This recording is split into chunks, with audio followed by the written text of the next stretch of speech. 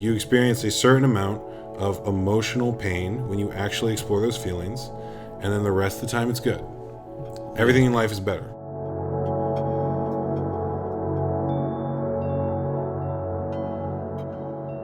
In this podcast, we're going to be talking about healing, especially healing around the issue of circumcision. And we are recording at 1 a.m., so this podcast is going to go all sorts of different directions. We're going to do a deep dive into everything you'd want to know about psychology and healing and as it applies to this issue. There may be a couple technical difficulties where I have to replace the battery in the camera or the SD card, and it goes out at inopportune times. So if you see some edits in the podcast, that's why.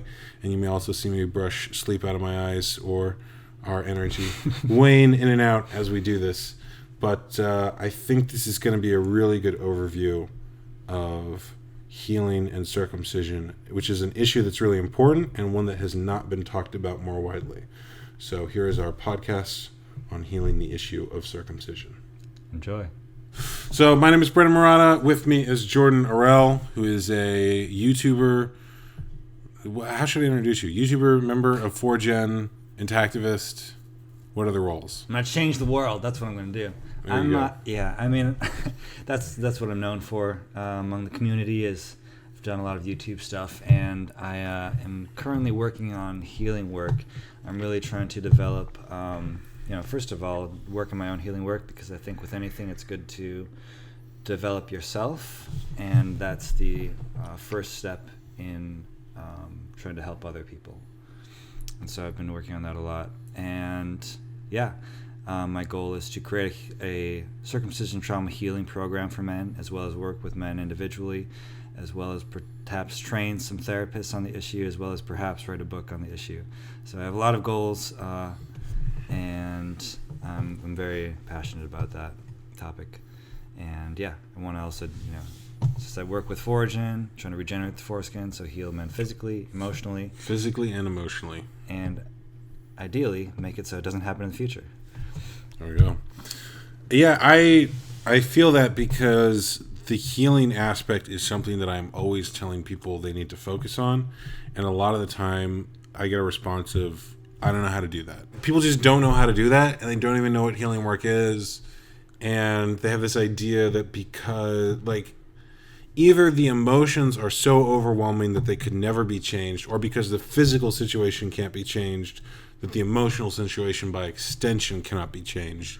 And I don't think that any of that is true. Yeah. But we should probably explain to people what healing work is. And I wrote a blog post recently about just if you're new to the issue, you're discovering it, how do you start activism? Because it's occurring to me there's a lot of these entry-level issues that people don't know how to do, and that even activists who've been working a long time are still trying to figure out the answers to, but no one's written a step-by-step guide. So you just discovered you have a lot of grief. What do you do now? Specifically to this issue.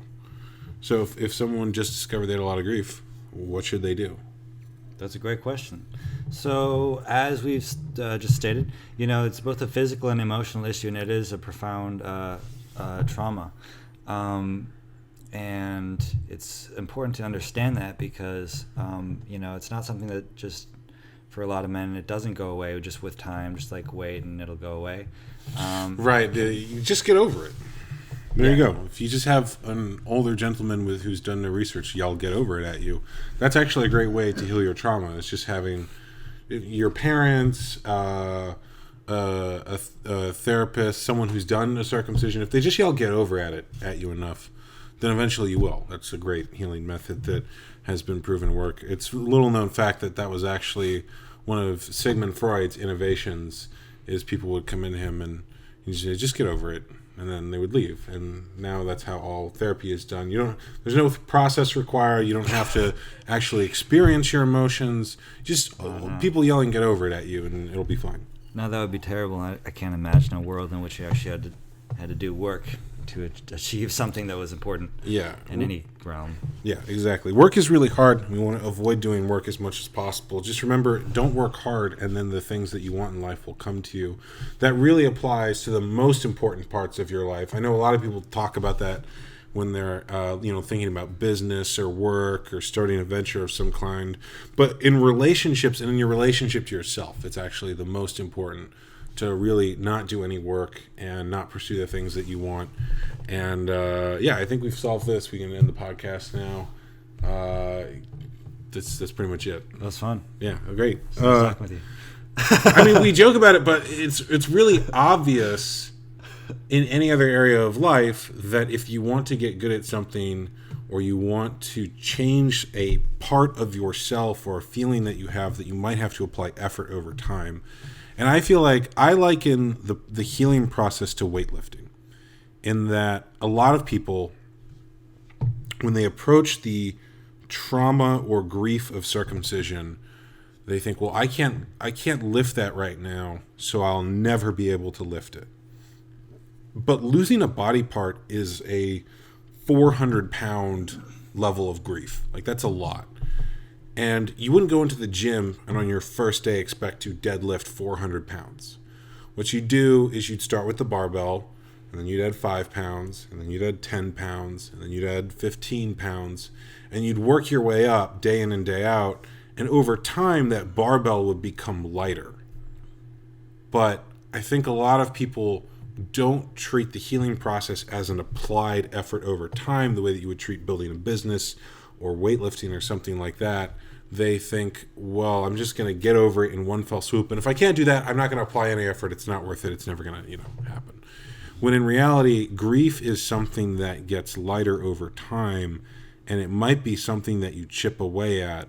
And the more that you chip it away, the easier it is. So if you're not able to lift that 400-pound grief yet, that's fine. But if you've reached the point where you can lift 200, then that 400 is going to feel lighter, and it's going to feel lighter across your life. So it could be that it'll take you 6 years to reach the point at which that grief is something that you can clear and get out of your life completely. But it's still going to be progressively better over the course of the years that you're building that emotional strength. And even if you can't lift the full amount, you'll still have the strength that comes with not having that grief in your life, or being able to lift and carry some of that grief. Mm-hmm.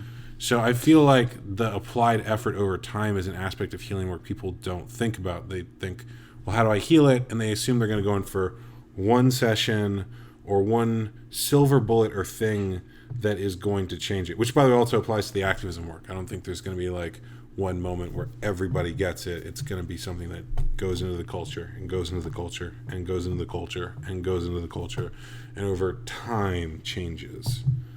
Yes. Could be faster than people think it might be, because we have the ability to transmit information very quickly now, but it's still going to be time. Mm-hmm. Yeah, that's very true. It's really all about creating that space. So if, again, with the exercise analogy, the space there is you go to the gym every week. You have 30 minutes or an hour, whatever, 4 or 5 times a week that you go in, and you have this set of plan of what you're going to do. Yeah. And then you do it, and you start at what's very doable to you and gradually work up to where you're just pushing your limit, and gradually over time you get stronger. And it's quite a similar process actually doing healing work. Yeah. You want to start out with something that's extremely easy for you. You want to get in a comfortable space. This is one of the problems actually we have with the issue is a lot of therapists, it's hard to get to a safe space with them because a lot of therapists don't understand the issue enough that you can start out in a safe place and start out from a place where you feel like it's easy. And when it's that difficult, it's easy to drop it out. Even my experience, I've worked with a therapist for a few months now, and my own personal experience has been that there are definitely some moments when the therapist like totally says something that's really, really dumb. Mm-hmm. Yeah. I just have to understand that this is kind of the best, unfortunately, therapist that I could find. Do you call him out on it when he does that? Honestly, it's difficult. It's a really difficult thing. it's like my job isn't to change her mind about circumcision, and there's a lot of details, like the fact that she didn't understand the difference between male and female circumcision, and that they're actually pretty comparable in a lot of ways. Right.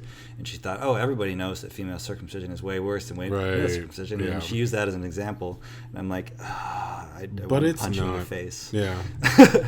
And it, like, I said that to her, but it was like painful for me and difficult. And sometimes, because when you're working with a therapist, you need someone who will validate your feelings regardless of what they are. And so when people get basic facts wrong, they're invalidating your feelings. Mm-hmm.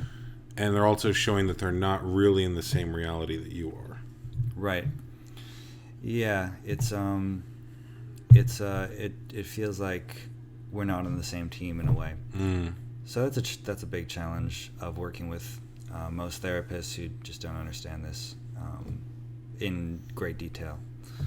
But creating that space is super important. So a lot of the therapy that I've actually done for myself and the work that I've done has been not working with a therapist, but just doing stuff on my own. And I found that to be really helpful because you can do a lot of exercises and different kinds of work that doesn't require anybody else to be there. You can validate your own feelings, meaning you can see what you're experiencing and basically let yourself know that that's okay, that that's an acceptable and normal response to what's happening. Yeah, there's two things there I want to go into, which are the idea of creating a container and the idea of validating feelings. Because I think any healing method you do is going to have those in common. And the container aspect is really important, I think, especially for men, because men are very often holding space for others. So we are the ones who are expected to have emotional control such that if there is a crisis situation, we can take action. And if you see a woman weeping in public, there's a very different reaction than if you see a man like breaking down weeping in public, because men are kind of expected to keep it together. And so if you see a man break down and cry in public, like something's happened. It's either something's happening or something's wrong with him. Those are sort of the two reactions. And so creating a container is really important, because if you create a container, then you're sort of creating a space in which the masculine duty to hold space for others is something you can temporarily let go of. The same way that you might let go of a certain emotional armor in a close friendship, or that you might let go of the need to present yourself professionally when you're not in a work environment, when you're off hours and you're with friends. I think it's really important for men to create a space where they know that the people who are depending on them don't need them for that hour that they're going to be going into something emotional that might make it so that they can't do their normal job. Like I have a friend of the family who he lost his son in the Iraq War. His son died overseas, and he was struggling with that because when he was experiencing grief around that, it would just come up in unexpected places. You know, he'd be at work or he'd be driving, and it would just well up inside him. But he hadn't created a container of some kind, and I had suggested that to him as like, if you find a space for that, then it's not gonna, one, if it overwhelms you in those spaces, you kind of know how to create the space that you need. Because I think a container could be any number of things. It could be a physical space, a sacred space of some kind, even a therapist's office or something like that. But it could also be an emotional state that you enter, or a series of words that you say before you go into the space, or a ritual of some kind that like creates that space where you are. My dad, when his mother died, he and his mother were really close. And so his sacred space that he created was he would go to the gravesite where she was buried. And he always asked me if I wanted to go, and I was kind of confused by it. But I didn't realize that was his grieving process. So he would go there once a week, and he would spend time there. And then after a while, it became once a month. And after a while, it became a little longer. But like that was the container. He would go there and feel what he needed to around the fact that his mom was gone.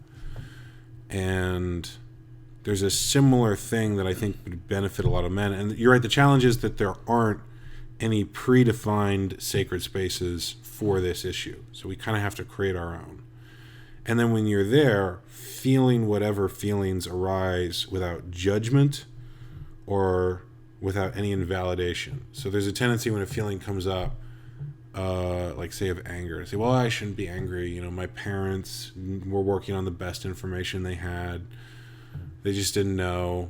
But that's not what the feeling of anger is saying. The feeling of anger is saying, I don't care. Like, they might have been wrong, but I'm the one who's got to deal with it. And so you have to be with that feeling on its terms and not tell it that it shouldn't feel the way that it feels. Mm-hmm. Yeah.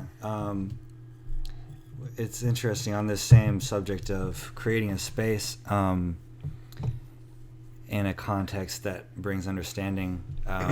One of the members of my Colorado Advocates for Body Integrity and Children's Rights group, Colorado ABC for short, the local activist group, and one of the members talked about his most healing experience was a group called, it was a local chapter of NORM, National Organization of Restoring Men, and he really got a lot out of actually having those meetings, not just because he got tips on how to heal himself physically using foreskin restoration, stretching the skin and growing back some of that function over time, which also, of course, is a huge benefit to men who do that. And that can itself be a process that helps work through some of the feelings. But in addition, having that space of having a group of people who he could talk about the issue with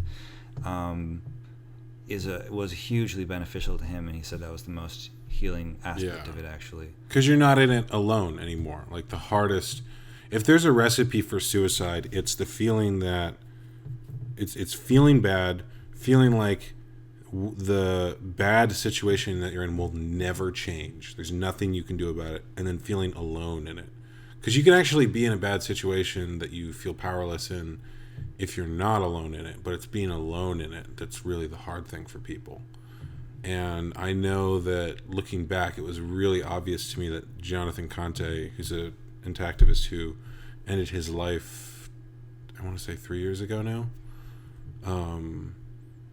that was what he was feeling. He just felt like no one would ever get it. He was doing street activism nearly every day, and people were not responding the way that he wanted them to, and each no that he got or invalidation of his feelings that he got was really hard on him, and there was a feeling of like no one's ever going to get this issue really. Mm-hmm. So that's why it's important to connect with those people who are capable of validating your feelings. And I've been to the NORM meeting in Los Angeles. That was one of the first places I went to learn about the issue. And it was really interesting because there was like a room full of dudes and they all got the issue and they were all very normal. There were a lot of there were like 3 different groups I remember at the meeting. There were older, married family dudes who had like khakis and collared shirt. There were a number of gay dudes who were also pretty much dressed the same way. They were just like very regular guys. And then a couple younger dudes who were like, they tend to be like t-shirt and jeans. But it was just like a very normal group of people who got this issue and all had similar feelings on it. And so if something came up, that was okay. You weren't going to be shamed for having any feeling, because most of them probably had the same feelings anyway. Mm-hmm. And I think a lot of people have gotten something out of that. I would say, too, NORM is really important because it gives people something to do. And there's a book about healing that I really like called Swallowing the Snake by Tom Golden. And she talks about how men heal differently. And one of the things that he says is that women do really well with talk therapy, but men generally need something to do. Like they want to do something about it. And so restoration serves that function for a lot of people. Right. Yeah, restoration is definitely one of the most, like, I've talked to men who literally that's the only thing they do even. Yeah. And who that can be enough healing for them. Yeah. Well, it fits all the steps, right? You create a sacred space. You have this ritual you do when you put a device on or something like that, that is being present with the physical manifestation of your feelings and slowly, progressively changing them over time. Right. Yeah. I should also add, I have done some restoration myself and do find it powerful. One problem with restoration that sucks is for some men it takes a really long time. Yeah. So can take 20 years for some guys, such as myself. So I obviously haven't been doing it for quite that long yet, unless I had started when I was 5 years old, unfortunately. So yeah, would recommend, but it can be a hard journey, and it's important to be able to deal with the feelings that come up, even if you're doing that. And so another thing that I think is really important is when you create a space, so even if you don't want to do restoration, you can still create a space, which just has to include time and a setting, basically. Those are the two most basic elements that you universally have to have.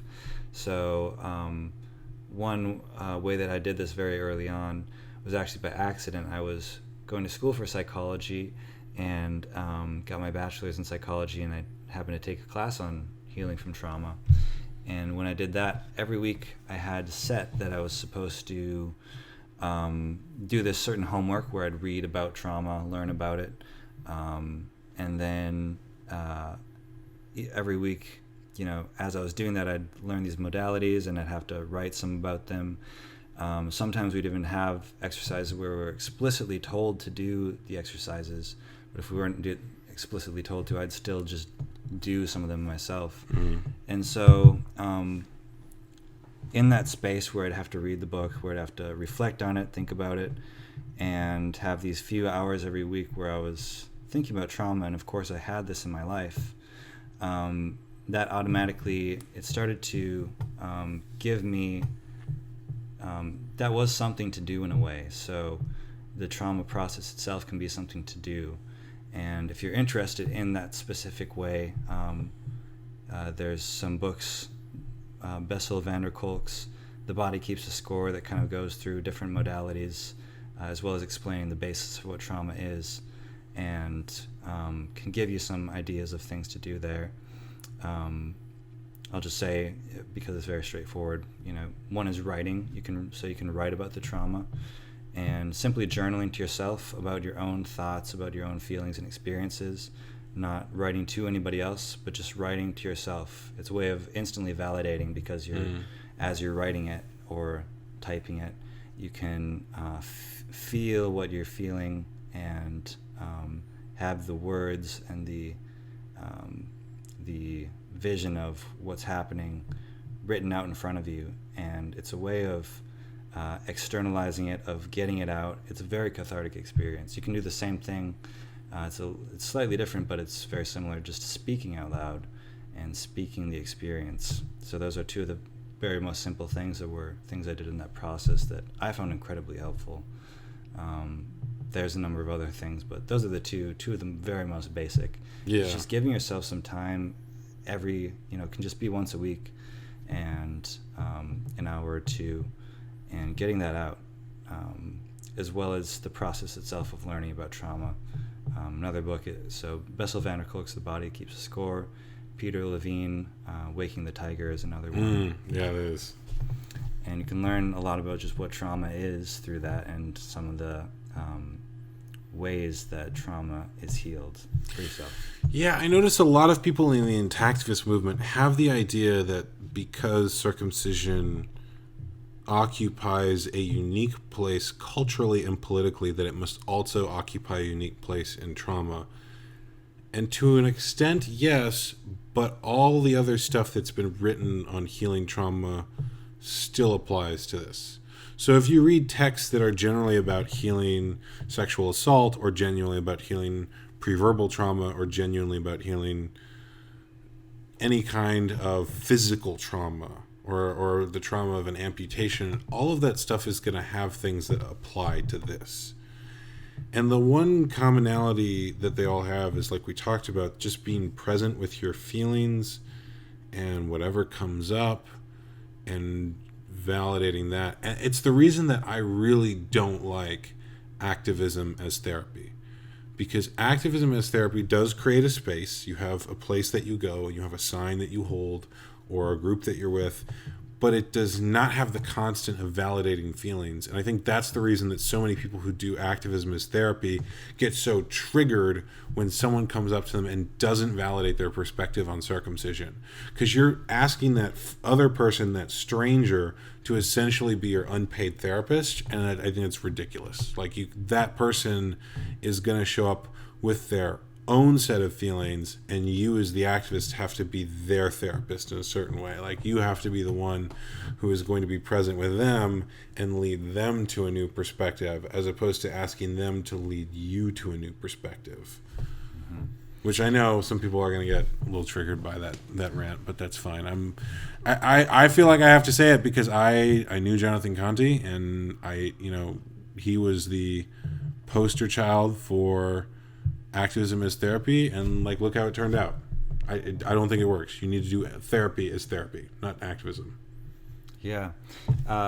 It's not to say that you can't supplement that with activism, or that activism... Activism can be therapeutic, but it's inconsistently therapeutic. So if you talk to someone and they decide to keep their child intact because you talk to them, that is validating your feelings. And there was, like, it fits all the steps of therapy, but it's inconsistent. It's not always going to yield that result. And so you don't want your emotional, psychological, mental health dependent on that roll of the dice of who comes up to talk to you. Yeah, it doesn't create a safe space for you, and that, gradual, like, okay, I'm going to just be with whatever, whatever's here at the pace that I'm comfortable with. And when I need to, I can slow down and breathe and just be with it and feel the experience. It's like someone's like triggering you and yelling at you and like telling you you're fucking stupid and like haha, you're fucking dumb. Yeah. It's like that doesn't make me feel good ever. Right. Probably never will. Yeah. But I have some confrontational aspects that might respond to that. Yes, let the anger flow through you, But that's not a therapeutic aspect of me talking if that thought comes up. Yeah. No, I feel you. It's there's another thing I was going to say. Oh yeah, so also on that note, it could be a good idea to limit what you're consuming as far as circumcision related content, I found, and to just notice, like, when you're reading it, are you in a lot of pain constantly? Are you feeling like it's making you more and more angry, or more and more filled with hate or rage? If those are the case, you may want to step back for a little bit from whatever material you're engaging with. I know even probably my own content on YouTube, if you're going through all, like, whatever it is, 30 hours of it, you'll probably, it could probably be in itself a little bit traumatic. I have close friends who say they understand the issue and they have not watched my film yet, and they probably won't because they just can't handle it. And, like, I get it. I mean, it makes sense to me. Yeah. Doing what you're comfortable with is important. It's like, especially if you already understand the issue, basically, like, there's a point after which learning more isn't as helpful after a certain stage. And so I found at a certain stage, I really needed to take a break from everything and really focus on my healing work for a while. And I found that actually that makes me more able to engage in a much more high-minded way, to see clearly what's going on, and to think logically about the next steps that I want to take. Yeah, there's a question of, if you're consuming a lot of content on the issue, looking at why you're drawn to that. So I find that a lot of people who want to rage on whatever the latest news is have a lot of rage that's unacknowledged and unmet within them, and so they're looking for something outside to meet it.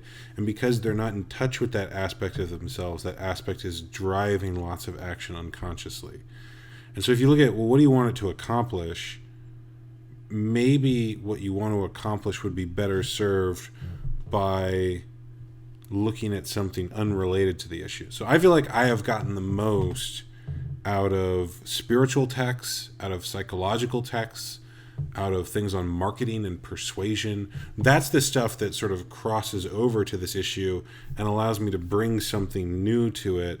Whereas if I was just following every news story that every local outlet did on circumcision, I don't know that it would contribute a lot that I don't already know at this point. And it might even, I get annoyed with a lot of media coverage because they just get basic stuff wrong and are pretty terrible most of the time. So there's that aspect too. Yeah, I have noticed that. Yeah, for me, I end up reading.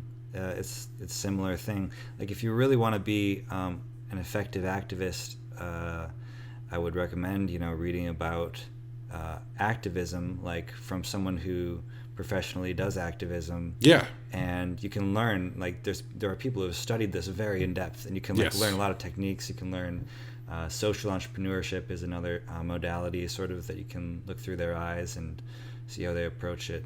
Psychology, I just love psychology too. Yeah. So it's like reading about it is always fascinating endlessly.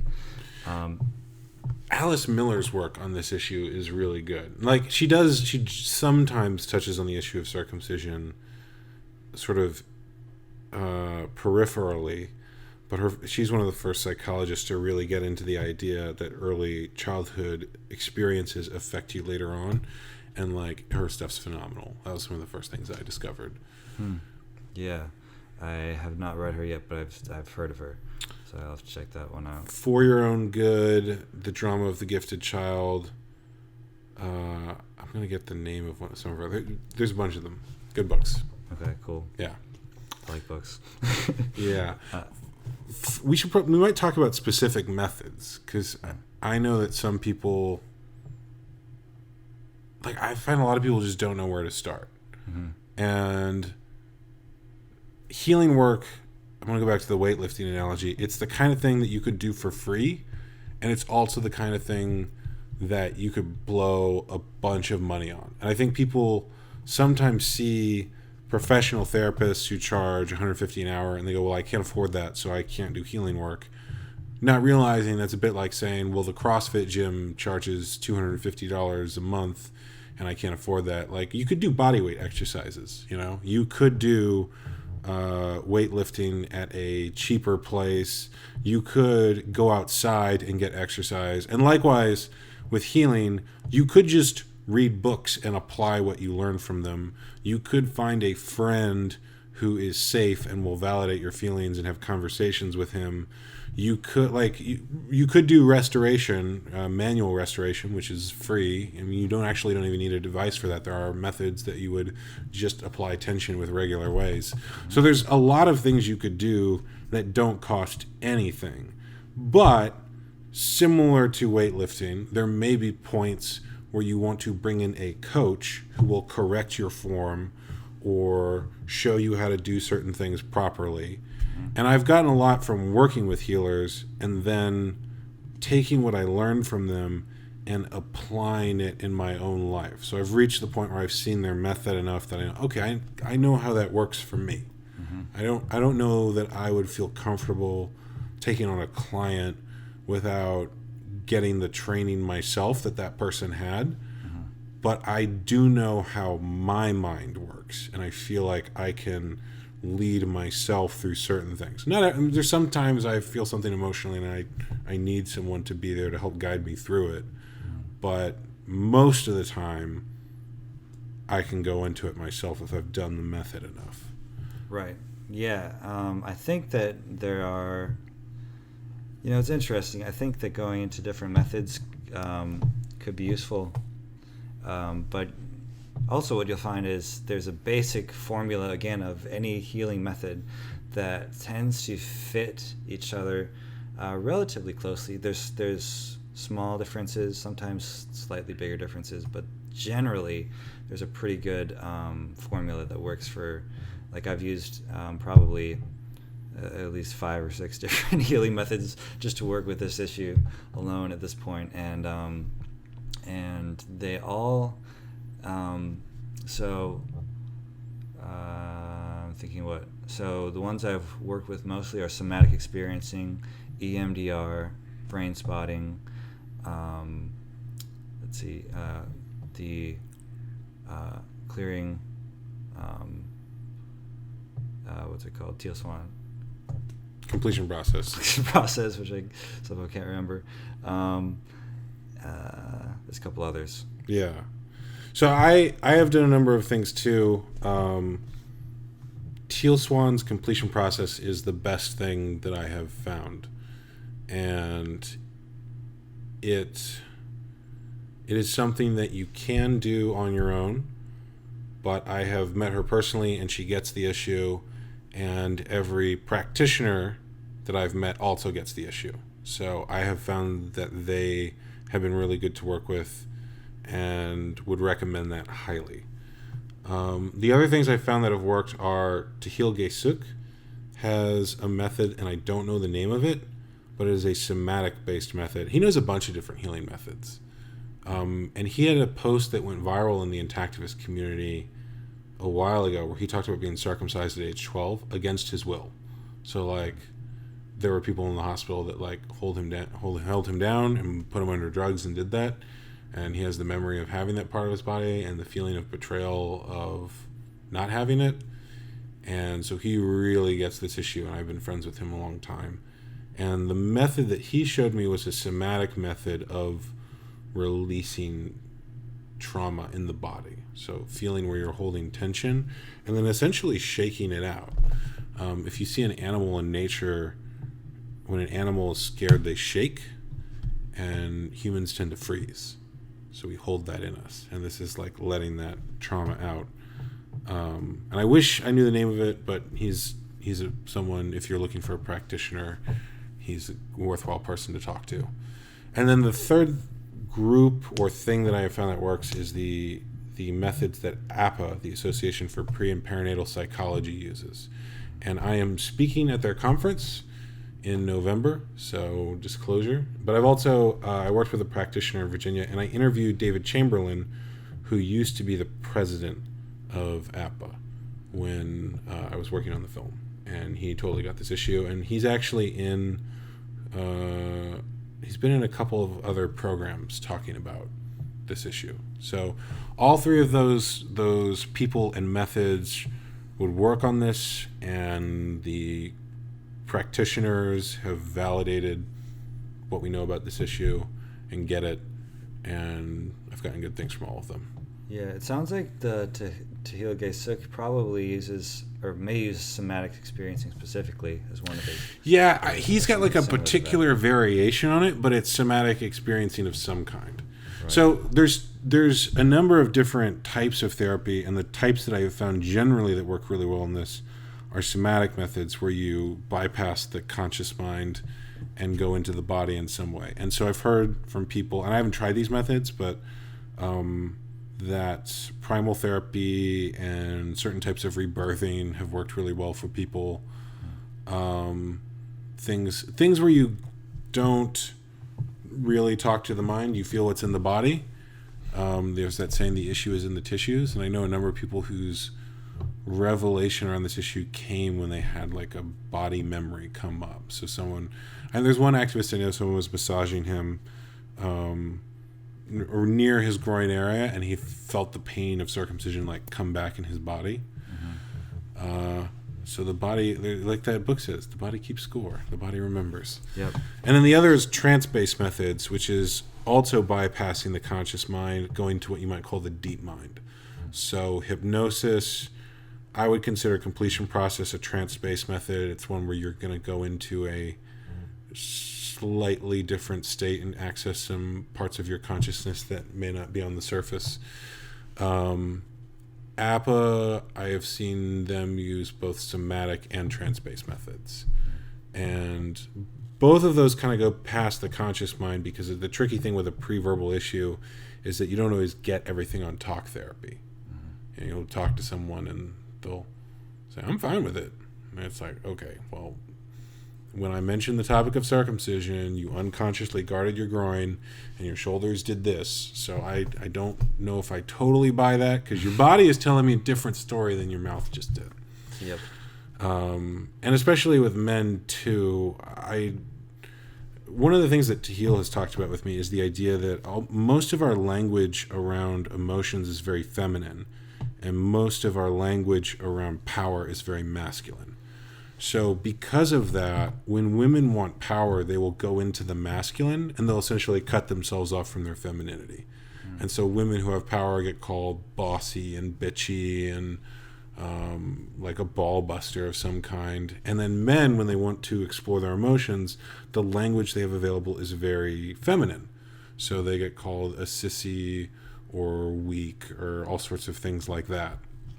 But it's a case of language where the language is not as well developed. So you reach for the more well-developed language, right? Mm-hmm. And because of that, I think sometimes for men, the way that we explore our feelings can be easier if you're using a method that does not require the same language or the same level of language.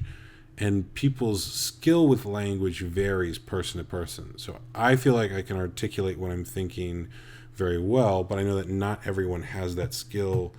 And if you have more trouble, I mean, even identifying what you're feeling is a skill, right? So when you ask someone what they're feeling and they don't know how to describe it, it's sometimes useful to ask for body sensations. So, you might say angry, but like, what does that mean? Is it like your eyes are just a burning sensation behind them and you just feel like you're like shooting rays out of them? Or is it like a heat in the chest? Someone who says they have a heat in the chest is going to be different than someone who's like shaking with anger, and it's also going to be different than someone who's like still and withdrawn. Mm-hmm. Yeah, there's so much diversity to feeling, and this is all really about getting in touch with your feeling on both an emotional and a physical level. So with that thing we just talked about, somatic experiencing, the idea behind it again is your body has a certain process that it naturally goes through when it is attacked in some way or you encounter something that's danger. And so what happens then is, at least according to this theory, is that you get trapped in a constant state of danger. You're constantly afraid and you don't feel safe, and there's a part of you that believes that there is that threat, whatever it is still there. So you feel like, in this case, this monster of circumcision, of all the different aspects of that, are constantly terrorizing you, and there's no way to escape that. And so again, it's some men might say, well, it is like there, it is in my body, and so I can't escape that.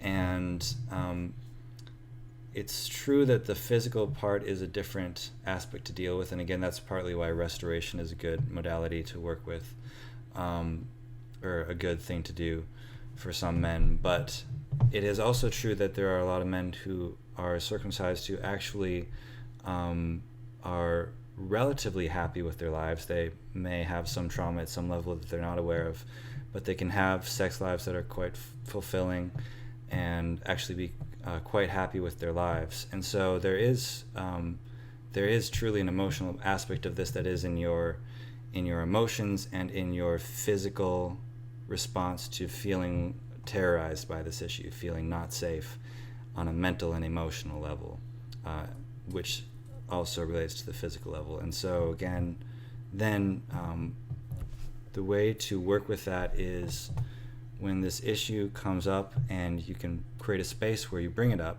where there's an intention to confront your feelings, you simply ask yourself, where in my body do I feel upset right now?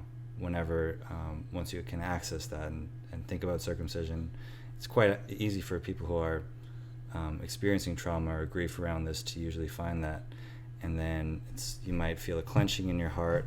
You might feel a sadness or a rage in your or groin area, or tension in your neck, are some of the common areas.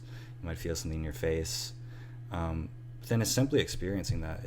The process of healing itself is very simple in terms of allowing yourself to complete that process that has started but has not been allowed to complete.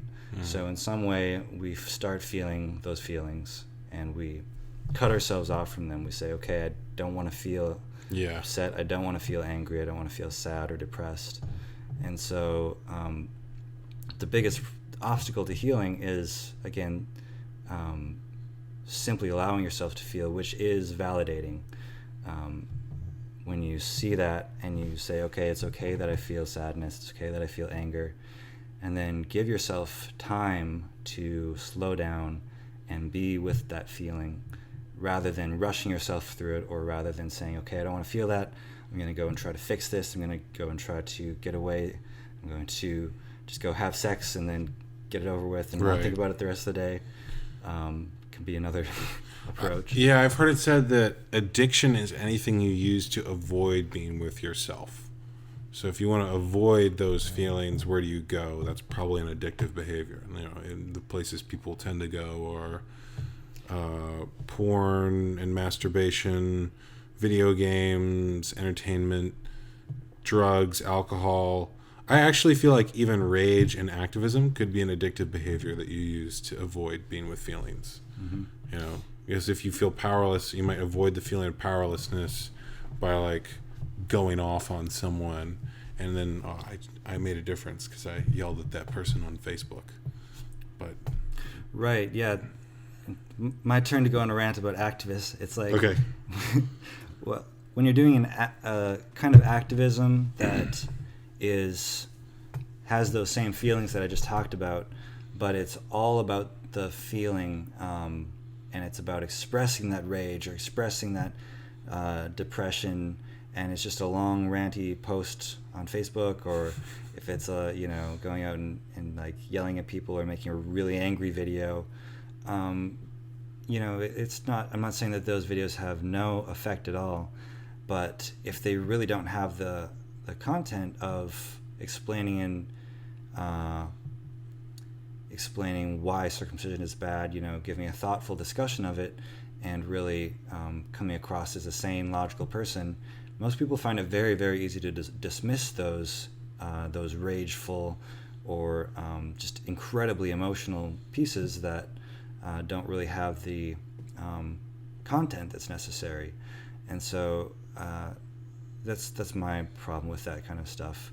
When it's really heavy on emotion, that tends to turn people off, and especially if it's low on the content that's necessary to really inform people about this.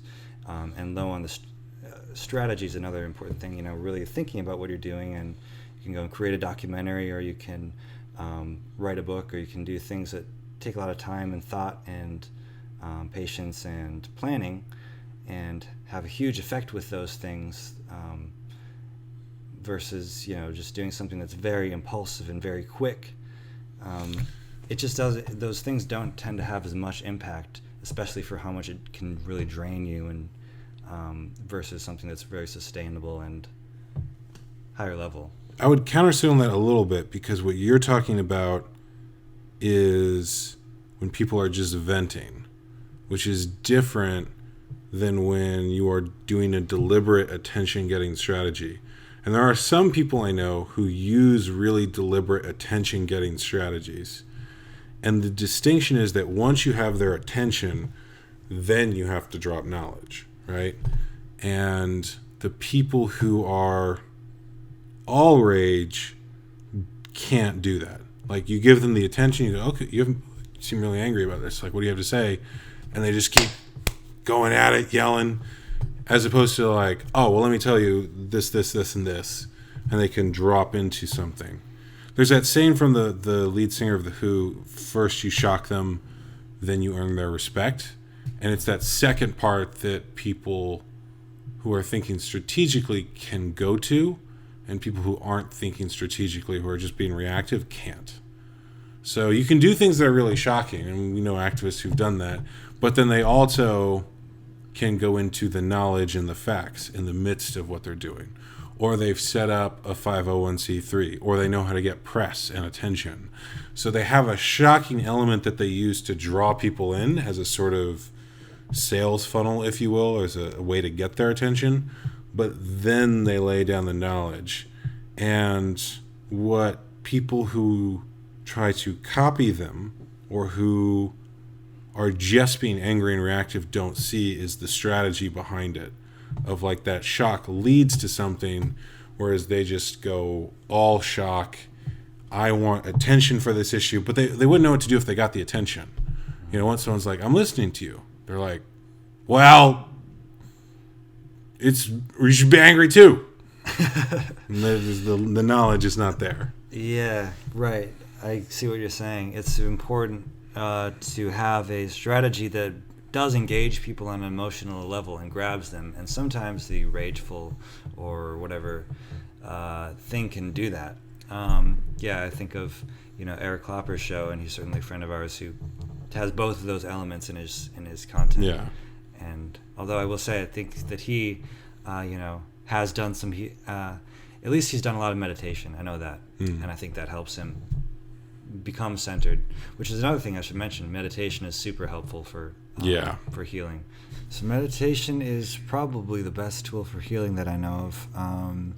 It's incredibly straightforward, and I was talking about how I actually had an extensive experience of trauma, which included psychosis and a really lot of traumatic stuff. Maybe even the depression was worse than I even had from circumcision, or more extreme at that time. And I literally used only meditation to heal it, doing 3 to 15 hours a day. It started at about 3, and by the end of a 3-month period, I was meditating almost continuously.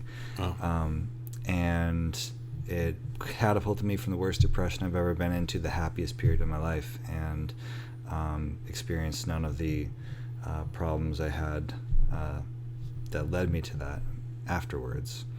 And so in that process, literally I had some background information about psychology and spirituality, but the process I used was simply being aware of whatever came into my consciousness, being aware of everything inside of me and everything around me, non-judgmentally, so as if it was happening to someone else, just watching whatever happened, experiencing my thoughts, experiencing my emotions, and being with whatever came up. That was it. And after doing that, it was magical. There's no way to really, I don't know what else to say about it except that it was the pain that I experienced gradually subsided and was replaced by utter joy. And since then, I've used meditation periodically at different times in my life for similar things, and it has certainly helped with this issue. Some people know that meditation is actually how I came to this issue. So I had a period also where I was going through a lot of childhood patterns that didn't serve me, and there was some feelings of depression or helplessness or disconnection, abandonment that were coming up in the midst of that. And one of the things that came up in my meditation practice was the sensation of circumcision, just this cold feeling in the body, and literally the word circumcision. And I was doing Zazen, Zen meditation, which is similar. It's just you sit in a very particular posture, and you let whatever thoughts are going to come up. You don't embellish or add on to them in any way, and you also don't push them out or repress them in any way. It's just whatever comes up, you're present with it, sensations in the body, and you don't try to act on it. That's part of it too. So if you feel an itch, you don't try to scratch the itch. Just notice the sensation of wanting to itch that. And very often when you just notice it, it'll change. But I had the same thing. I was and I've told this story before, but I was sitting in meditation, and I'd previously, every time the topic of circumcision came up, I'd try to push it out of sight, out of mind, and I had the word circumcision enter my mind during meditation. And normally I would push that out, but I just stayed with it, and when I did, I felt this cold sensation in the body, and all my energy drained down to my belt. And it happened a couple times during the meditation, and that's what led to me actually doing the research and having the obsessive epiphany. So I'll caution with meditation is that it involves being present with whatever's there, whatever's in your experience, and that may not always be comfortable. But when you're present with it, when you're aware of it, then you can actually start to heal it and move it and change it in some way. Or not. You can actually just being present with it sometimes causes it to change. I read an article actually that was really interesting recently about the whole idea that a lot of what secular teachers have done is take mindful practices and detach them from the religious and spiritual traditions they came from. And the idea that there's actually things built into those traditions that are useful to you, that were based on the fact that lots of people who did meditation had certain experiences, and it might be good to have a framework to put those experiences in. So you can just do secular mindfulness meditation, but I actually feel like there's benefit to finding a spiritual community the same way that there's benefit to finding a healing community or a group of people who share certain values as you, or a group of people who are, like we said at the beginning, are going to validate the feelings that you have come up. And so there may be experiences you have during meditation that it's useful to have people you can talk about that experience with. And there's also then the social element of, if you're doing meditation and you're trying to commit to doing it regularly, if you have a group that you meet with regularly, it makes it a little easier. So when I was living in Los Angeles, I would meditate with the same group every Saturday and the same group every Wednesday. And I visited all the different Zen groups in Los Angeles and kind of found ones that work for me and were close and driving and fit, all those things. Mm-hmm. Yeah. Yeah. And another note on that. So, sometimes they call it psychoeducation. It's the process of learning about psychological knowledge, which is a lot of what we're talking about here. You could also call it spiritual education. Spiritual has a slightly different meaning, but tends to actually have a large crossover with a lot of the same psychological healing type work. Well, psychology is a lot about going into the unconscious, and a lot of spirituality, especially Eastern spirituality, is the idea that you can make the entire unconscious unconscious. Or, the entire unconscious conscious, which Western psychology doesn't think is possible, but in Eastern psychology, such a state might be called enlightenment, which, to be clear, none of us here are. Like, very much the opposite here.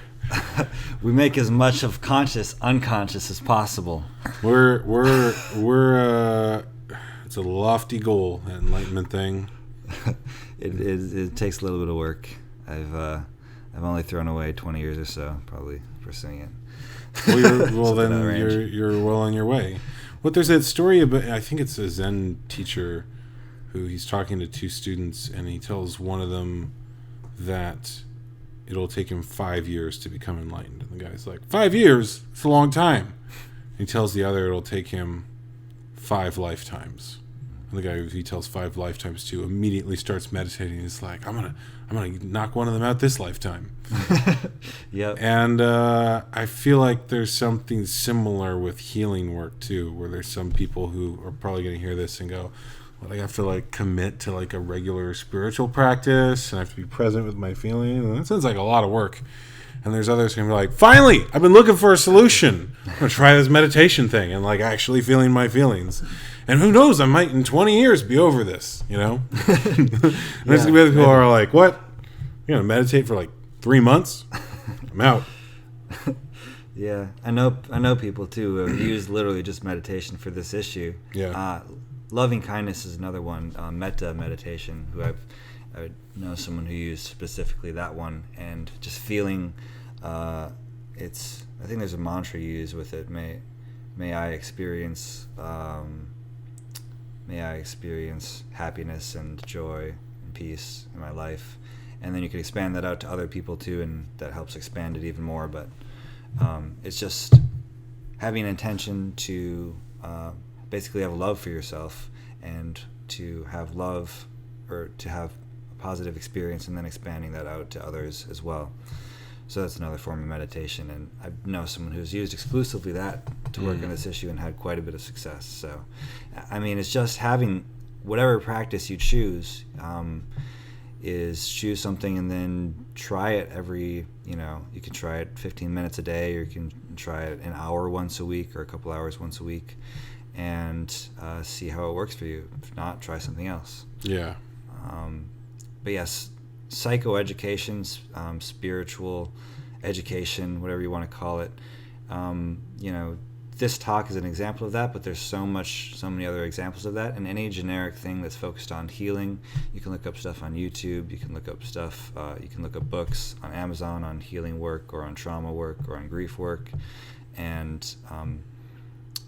YouTube is honestly one of my favorites, because you can just listen to it while you're going throughout your day doing anything, and you might hear an idea that sparks something to try something. And it's just a process for me of experimentation, seeing what works, and again realizing that it is possible to find healing. That's an important thing, is to recognize that. Yeah, just even the idea that it's possible is actually a big leap forward for a lot of people. Mm-hmm. The idea that it's like, I think for a lot of people, healing is seen as this lofty goal, or this thing out there they could never do, when in reality it's just a series of steps that you follow and you do a process around. It's similar to weightlifting.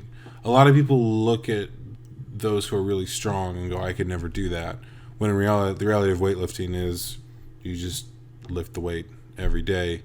And then sometimes you have to be aware. Actually, this is another similarity. Is in weightlifting, you have to be aware of strength imbalances, or your natural body. So I know that I had a spine issue at one point that was something I had to go to a chiropractor and correct, because it was going to cause me. I couldn't. If I just added weight, I would be like twisting my spine, basically. And likewise, I feel like healing work is kind of like that for life. If you just try harder at the things that you're doing, maybe you'll get there. But also, maybe you have a mental imbalance created by terrible parenting that you have to correct first, before just like hurling yourself into more relationships or whatever it is you're trying to do.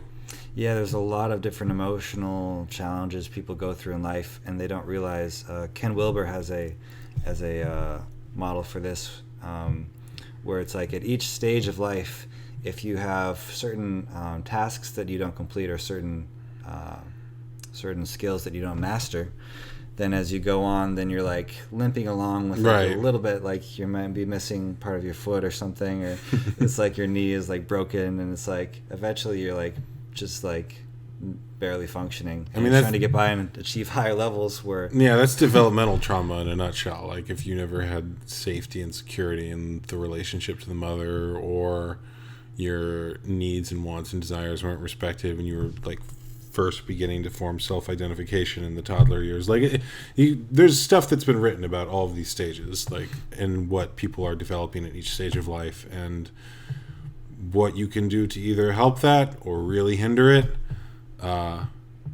It's parenting as a whole. Like, the other thing I noticed is intersects with parenting a lot, because once you understand basically how you were messed up and they got everything wrong, then you can also be sure to mess your children up in the opposite way.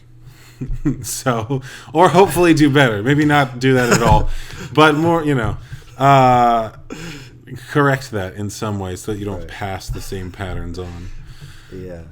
Yeah, that's so true. Our parenting is one of the most important things we can do, and what way better to parent than to see what's done in your own childhood. It's funny, actually, working on this issue has really, and specifically doing this trauma work, like I have done a lot of EMDR stuff, which is where you move your eyes side to side, and I don't know if that actually does anything. It's kind of a hypnotic thing too. Yeah, that sounds like a lot like a hypnosis induction. Right? And so I don't know if that actually is has anything to do with anything. Some studies have shown that the eye movements actually don't do anything, ironically. But that's actually a good thing to talk about, is that a lot of people, when we talk about this, they imagine it's a very linear, simple journey, and it could be a lot of dead ends and false starts. Like, there were a lot of things I did when I was weightlifting that actually didn't help me at all. There were supplements I was taking that I later found out, like, lowered testosterone levels, and I was like, that's not what I want. I want to go in the opposite direction there. There were things that I was doing that I thought would build muscle, but I wasn't tracking my level of weight very well, and I wasn't being consistent. There were diet things I thought would be useful that actually weren't. There were times when I was told you need to eat more carbs to, like, bulk and put on more muscle, and that was just fat because I was eating too many. So, like, there's a lot of things that you might try, likewise in healing, that aren't actually going to be useful. I've done a lot of healing methods that were basically just placebo effect and didn't actually do anything, which actually, placebo effect is one of the most studied healing methods. So if you feel like it works, maybe there is something to that. But yeah, there were a lot of things where what I was doing was basically just hypnosis on some level, or there were even some things that almost felt like they were setting me back in a certain way, because the method that they were using was invalidating to what I was actually feeling. Mm-hmm. So I feel like you might need to try multiple things to start your healing method, to find the thing that works right for you. And it's okay to fail. It's okay if some of them suck or don't work for you, or you try something and you decide later it was some hippie BS and it was not useful at all. Like, all of that's part of the process and okay, and every person that you know who accomplishes anything probably has more failures than successes. So I feel like that's actually okay. But when you do find the thing that works, it's good to commit to it. So when I was at one of the Zen centers in Los Angeles, they had a saying, dig one hole. Meaning, if you start and stop a lot of different things, you'll get some of the benefit from them. But if you go deep with something, there's going to be more to it. And especially going deep when it feels like you're having to be present with a difficult emotion, like, that's the time to get curious about that difficult emotion. Mm-hmm.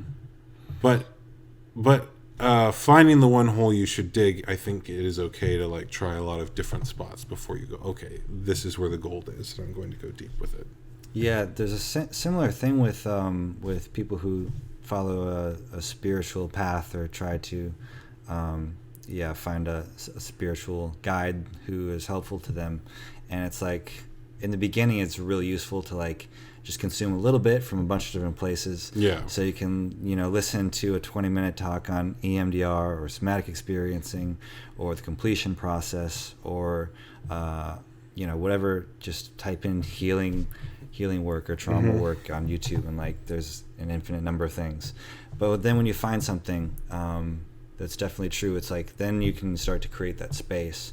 So say, okay, I'm going to try this for 15 minutes a day. I'm going to try it an hour a week, whatever you decide works for you and your schedule. And that can be an experiment itself.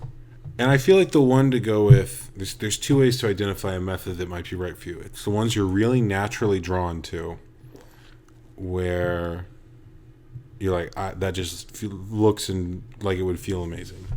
And the ones you have a really strong aversion to, where you're like, I don't want to look at that, I don't like that, I'm triggered by it. Because if you're really strongly triggered by a method, there's probably a reason, and you want to get curious about that reason.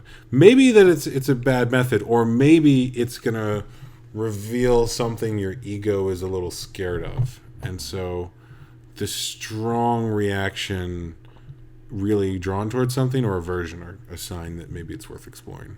Yeah, and there's it's kind of tangent, but there's a similar thing in healing work where we talked a little bit earlier about how it's really important to sort of gradually, it's like lifting weights, like you gradually push yourself a little bit every day, push your limit to see if you can go farther, but you have to start with a safe space. And that's one important thing, is like to not push yourself too far to where it's overwhelming.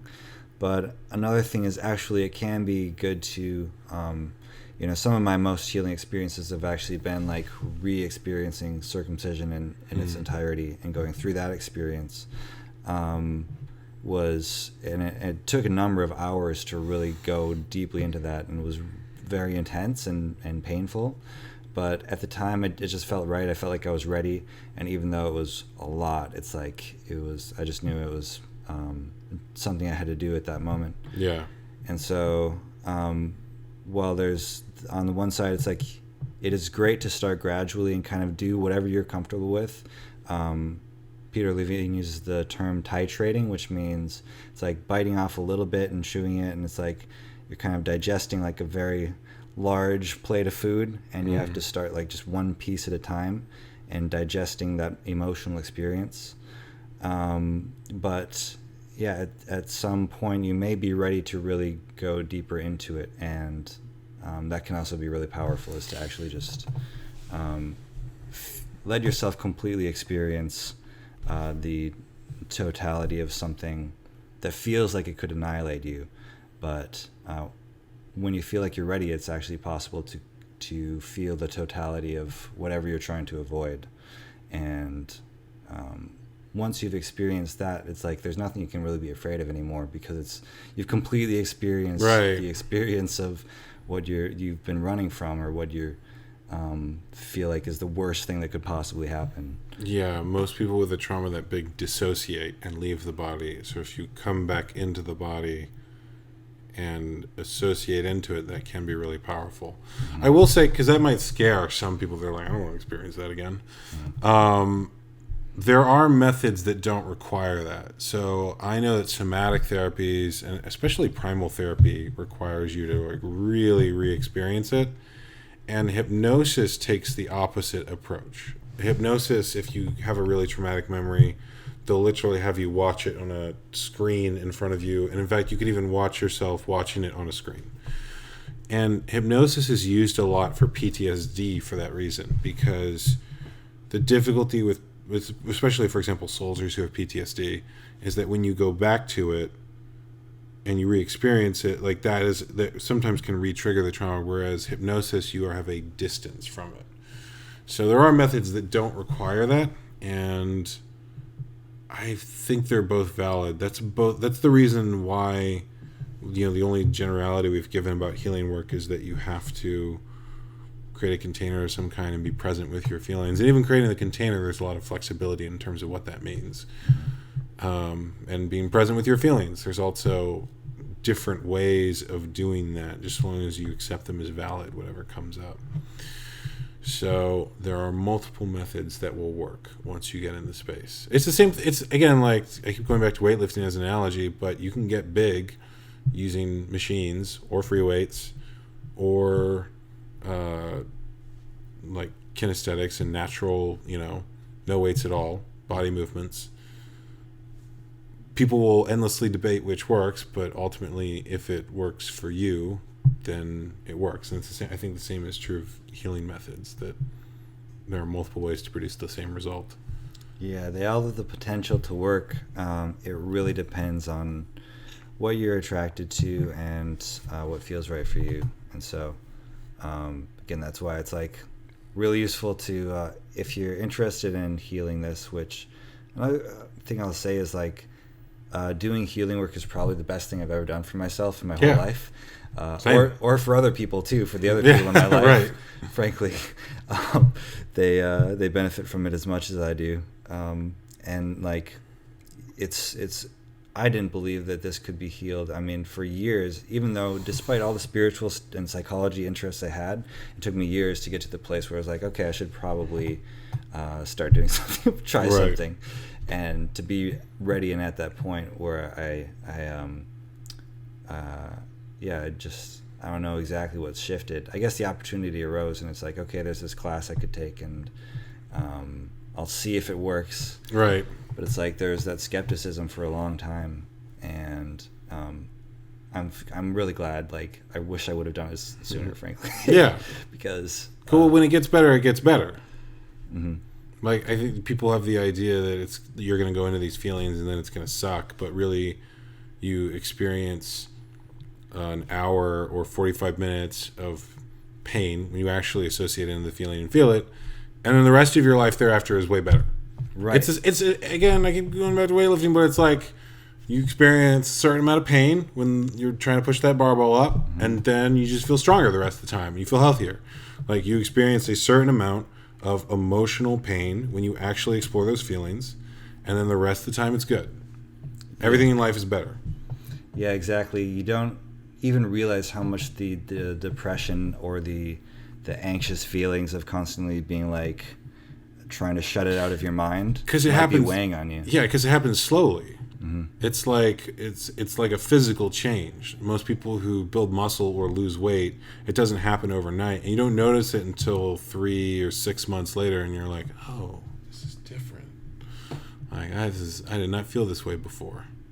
Yeah, it although I will say it actually happened quite fast once I started doing it. It's true. Once you commit to it, it starts moving.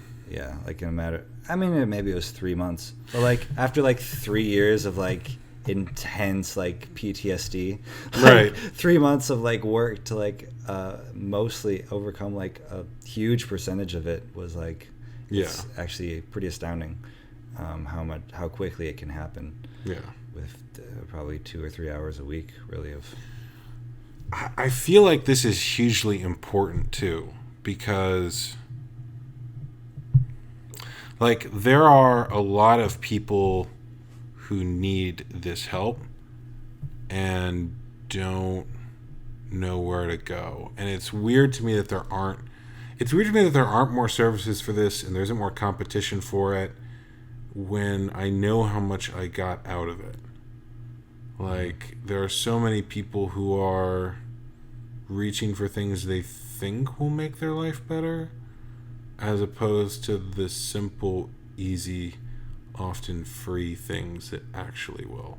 But I guess that's true of a lot of things. Like, there's not a huge cost on eating healthy or doing like the other basic things that we know cure depression and make people happier.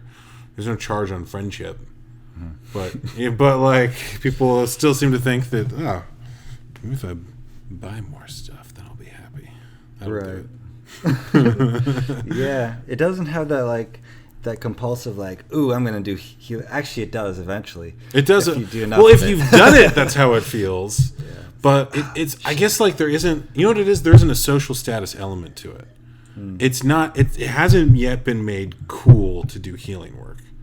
Whereas if you do activism, or you do a movie, or you do a product or a business, or you speak on TV about something, that's seen as high status. When in reality, I feel like everything that I do, the healing work and the meditation, is the fuel of it. That's what keeps me going. And one of the things that one of my mentors likes to say is there's far more people broken by success than failure. Meaning there's a pressure and a sadness of failure, but you can get over it. Whereas the pressures of success are way different, and no one ever validates them or has any empathy for them, and like no one cares about a rich man's problems. And at the same time, there is more pressure on you if you have success because there's that fear of loss. And I don't think that I could do what I do now without having done the healing work earlier. And you see it all the time if you watch people in Hollywood who reach that point where like they go a little crazy, or CEOs and venture capital people and people who've done startups who go from almost no success to a lot of success and pressure. Like it breaks people in a really interesting way, in a really difficult way, because they still have all the same psychological problems, but now they also have the pressure of lots of money and other people depending on them. And I notice it especially in Hollywood and in film and in acting. I think in part because that profession tends to attract people who have a need to be loved and liked. That's why they want to be famous. That's why they want to be on the stage, so that everyone will see them and notice them and validate them. And in reality, when someone becomes famous, we feel like it's okay to just hate on them and like say mean things to them and diss them and give them bad reviews. And the reality of acting is it's just like rejection all the time. You're constantly auditioning and being told you suck or someone was better. And, when you hit a higher level, then people have the perception, well, that guy's rich, so screw him. I'll hate on him all I want. Right. And it breaks them further. And I feel that, too, with a lot of the activism work people do. Like that, I think, actually has a tendency to burn people out for similar reasons, that they're putting all this energy into it, expecting it will heal a psychological thing, when in reality, it's not. Like, activism is not therapy. It is not something that's going to necessarily heal your psychological stuff. And so if you want someone to recognize and validate your feelings, going and talking to opposition groups is not going to do that. Like, that's not where that happens. Yeah, I noticed myself when I started doing, when I started getting pretty successful with my activist channel and was getting over 1,000 views on some of my videos. It was actually, I think it was a number of things. I was also really financially broke at that point, and just engaging with this issue so much was like really intense for me, because I had done some healing work, but I wasn't all the way there yet. I still don't think I'm quite, I don't know what 100% healing means even, but I wouldn't say I'm there yet, even though I'm much farther than I was then. Yeah.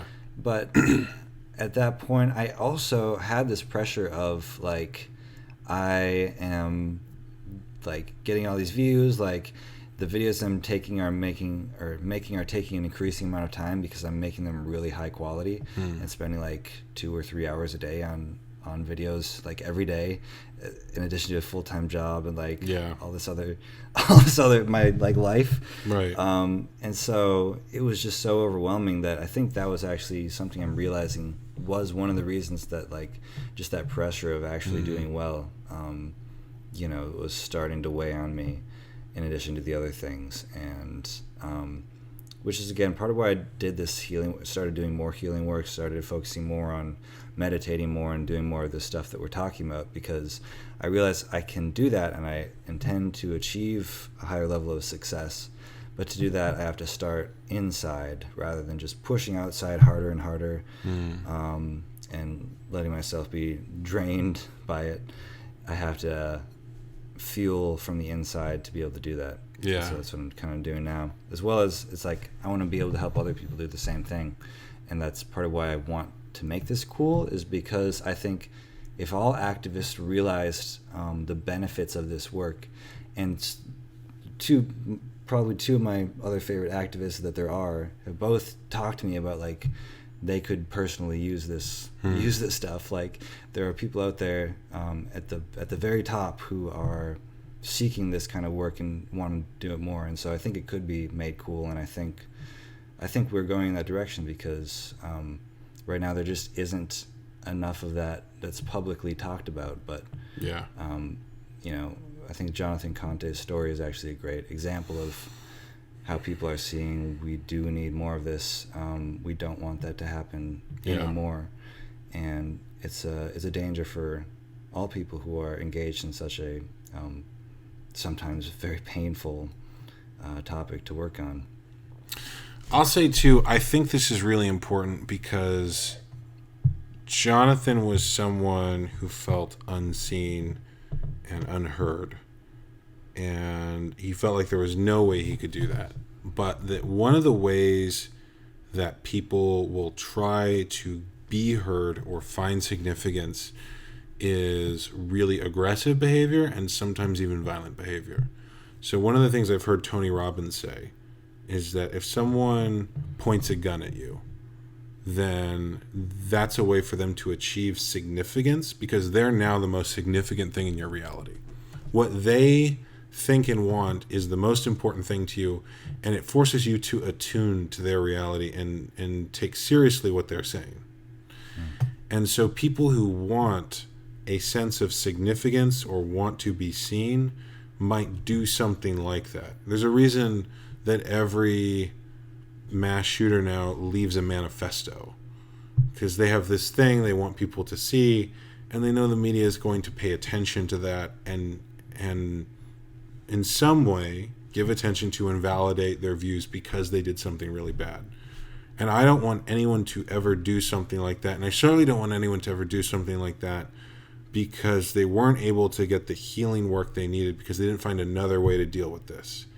And so I think that it is really important for people to acknowledge the harm that men feel around circumcision, because we want those men to deal with that in a way in which they can be a part of society and feel heard and seen and not do something that would lead to harm to others. Because those are the two things that people who are really in mental pain do, is they harm themselves and they harm others. And I have heard multiple... Jonathan Conte's story is not the only story of a suicide I've heard. And thank God there has not been anyone who has done anything that involves really lashing out in others. But it is something that people have talked about, that there might be someone who's really mad over this issue who would do that. And I think everyone involved on the issue agrees that we don't want anyone to do that. And I feel like the best way to prevent that is to encourage people to go towards healing work and towards ways in which they can have those aspects of them feel seen and heard by peaceful, loving, communicative, connective ways.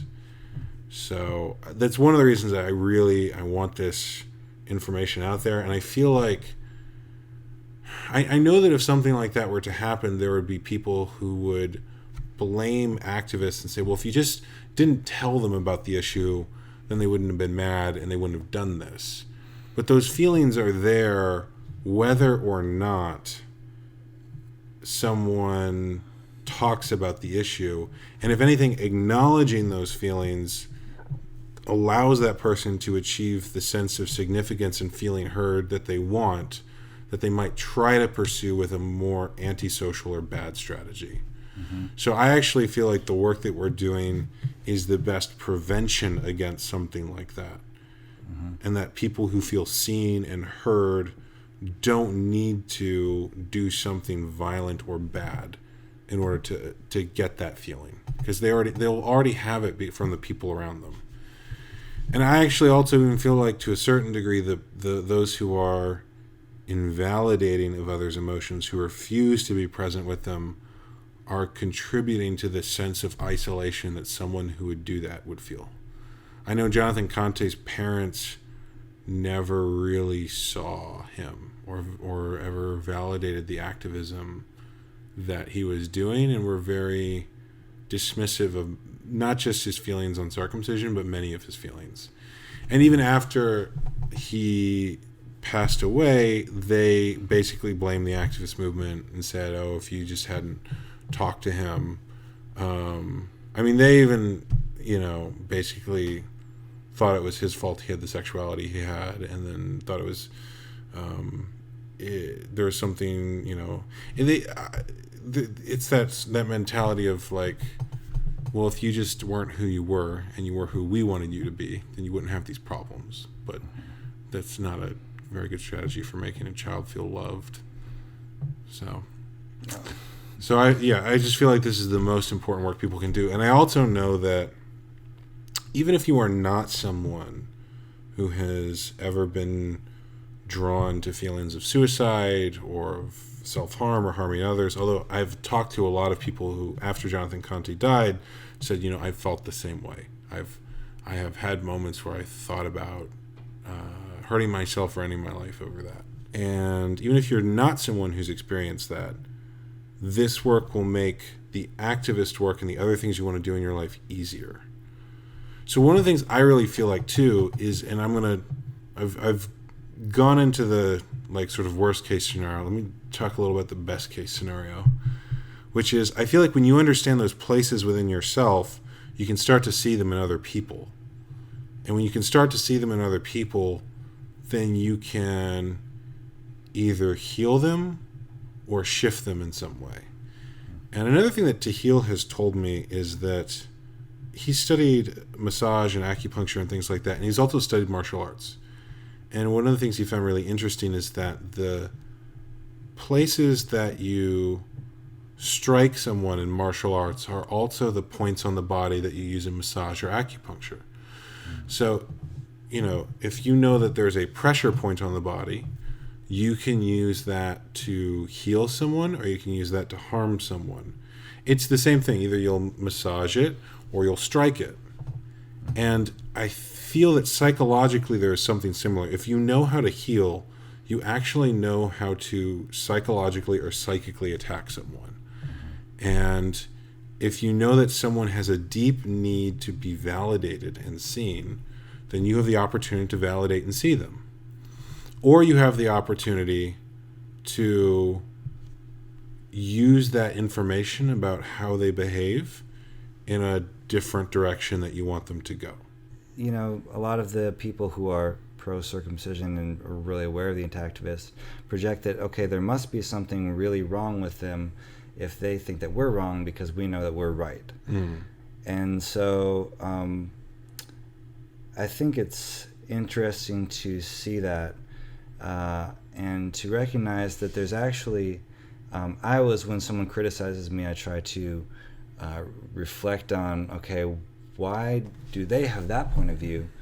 And what can I actually learn from them? And I think it's useful to see that the reason that people see, again, they see the trauma, they see the grief that we experience, and they interpret that through their lens. And actually, I think there's a way that you can communicate with those people once you see that trauma and that grief that they see in you, and can work with that and can learn to heal that. When you get far enough down the line to the point where you actually can communicate with them from a calm point of view, you can use it's kind of the same thing that we're talking about here, which is that you can, when you're communicating with someone who has an opposing point of view, they will automatically always project those sort of ideas that you must have something wrong with you if you have an opposite perspective from them, which they know is obviously right. But when you start to have that conversation and invalidate everything that they project onto you, so they're saying, okay, this person must be totally illogical, and then you're clearly logical, you're clearly having a centered, clear discussion with them. When they say, okay, this person must be emotionally completely distraught and just totally emotional, and you've actually worked through your emotions, so you can have a calm conversation with them. At that point, they start running out of things to project that must be wrong with you, and they have to start questioning, okay, wait a minute, what are they actually saying, and is there something that I'm not seeing? And that can really start to, excuse my French, fuck with people, which is really kind of fun, actually, to get to that point where people who are trolling you or trying to invalidate you and destroy you no longer have any ammunition, because there's nothing that can trigger you anymore. And it's actually a really fun place to be, because then you can, you can use that as responsibly or irresponsibly as you want, and just run around triggering other people using their weaknesses. But you could also use it to, really start to shift it's the shifting their mind, shifting their way of seeing things by understanding your own, doing this psychological work. You start to understand your own mind and your own point of view, your own experience much more thoroughly. Every time you journal, every time you look at your emotions and experience it and see how your past influences your present, any of these things that you do make you understand people better. And the better you understand people, the more you are able to influence people. My ethical line that I have created with how I approach using these things, because once you understand them, they're very powerful, and there are ways in which you could really psychologically harm someone, and you could also psychologically heal them if they're open to it. What I have decided is that my method is that I bring awareness to things, and then once there's awareness there, if that person resists learning about something, it's going to cause them pain, and if they are willing to go into it, it's going to cause them healing. So when someone triggers me, I have the opportunity to either go into that trigger and explore it and maybe even heal or clear it, or I have the opportunity to project it and blame and act from the trigger. And similarly, when you bring awareness to something someone is doing, they have the opportunity now to either go, oh, I didn't realize that was how I was acting. I'm going to behave differently, or I'm going to actually explore why that is. And they also have the opportunity to have it threaten their ego structure and self-image and spiral into craziness. And it's up to them. My method is just that I'm trying to bring awareness to whatever is going on, either on the issue or the thing that I'm talking about or the subject I'm exploring, and bring awareness even to the psychological splits or aspects of someone that may be unhealed or at a various stages of healing. So it's up to them what they want to do with that awareness. I think actually part of the reason that I haven't gotten a response from any major pro-circumcision groups, even small pro-circumcision groups, is that they don't know how to handle me. It's what you talked about of like, I've done the healing work, and so they don't have a clear in. They can't really dismiss me as an angry activist because I'm not. I've done the work on the parts of me that would feel anger, and that's not really how I would want to express myself anyway. It's actually not really how I don't think I've ever had a phase where I was lashing out at people in that way. It's not really my disposition. But I think that there's some groups that might want to respond, but they don't really know how to because they just don't understand me. And I don't know if they can until they do the healing work. So if you guys want to figure me out, I feel like I feel like I give it all away. Like I tell everyone, this is exactly what I'm doing, and this is where I'm coming from, and meditate for a decade and read some of these books on spirituality, and then you'll get it. It's pretty simple. It's all out there. Like I have said before in interviews that I understand where the American Academy of Pediatrics is coming from. I want to find a solution that is win-win. Like, I'm not lying when I say that. That is 100% the truth, and the spiritual practice that I have involves finding those things. It involves, like, every interview that I did in the film, I am essentially treating it as a meditation. I'm sitting across from that person, observing them neutrally. And I'm just... even to the point where I will actually synchronize my breath to theirs. And when they breathe, I'll breathe with them. And it's just, they're the thing I'm being present with. They're my meditation for that day. And when there is someone else who is showing up oppositionally to me in some way, they're also my meditation for that day. They're also the thing that I have to try to understand and bring awareness to the places where they're not aligned, and then hopefully maybe shift them to a better place. But you never shift anyone by rejecting where they're. You always start by, like the healing method we talked about, validating where they are, saying it's okay that you feel that way. And like with pro-circumcision groups like the AP, I get it. Like I think that their perspective that they don't want to get sued, and they want to do what is going to be accepted by the wider culture, and all of those things, that they want to have a business that makes money. Like, I think those are all valid things to want. And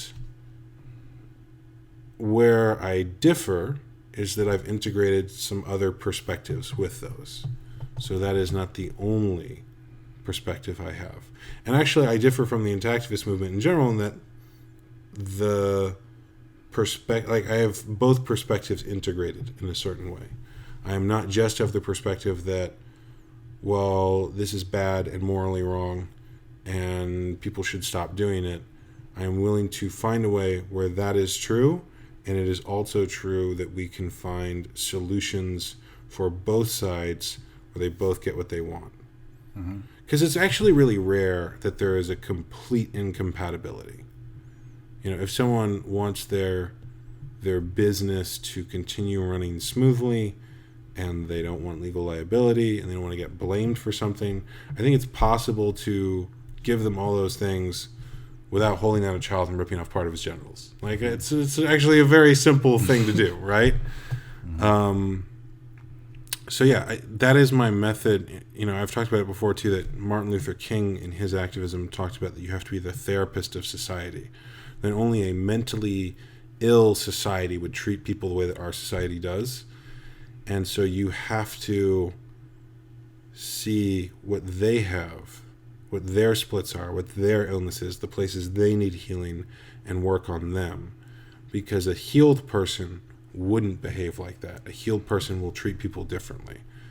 So I very much apply all of the stuff that I've learned through healing work to the work that I then do when I'm talking to someone else, even someone I disagree with.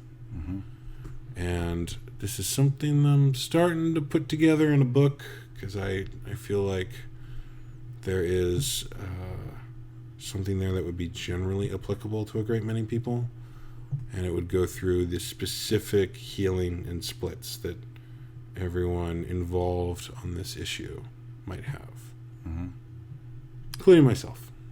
Right. I'm not going to leave myself out of it. It's things that I have gone through as well. So, yeah, I think a lot of us have. There's a number of them. I'm working on book 2. Just to throw that out there. Do it. So, yeah, we'll let you know. Follow me on Jordan Norell on my social media and stuff. Yes. YouTube. Thank you for the plug. I was going to ask about that. You can find me on BrendonMarotta.com. It is 1 a.m. We're recording here, so if you notice me like brushing sleep out of my eye or anything like that, that's what's going on. We had, this is the time slot we had available. We decided to go for it. Technical errors be damned. Technical errors. I will post this on my blog, and if you go to my blog at BrendonMarotta.com, I'll also have a written version of some of the things we've talked about, and I'll have a list of some of the books that we talked about if you want to find that for your own learning and healing. For sure. I think that's it. Anything else?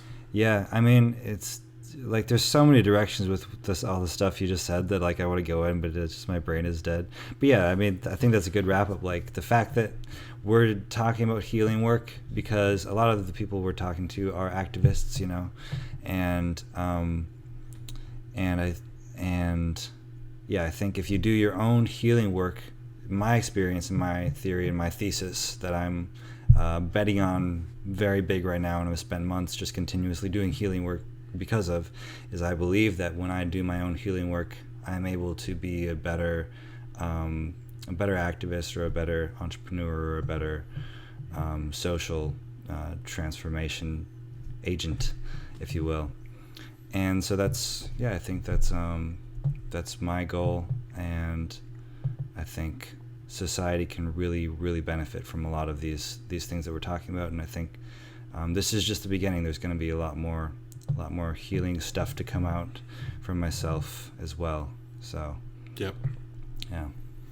So follow him. He's eventually, probably, hopefully, going to have a course on healing this trauma, maybe a book. I have at least one book I'm working on, maybe more than one. We'll see.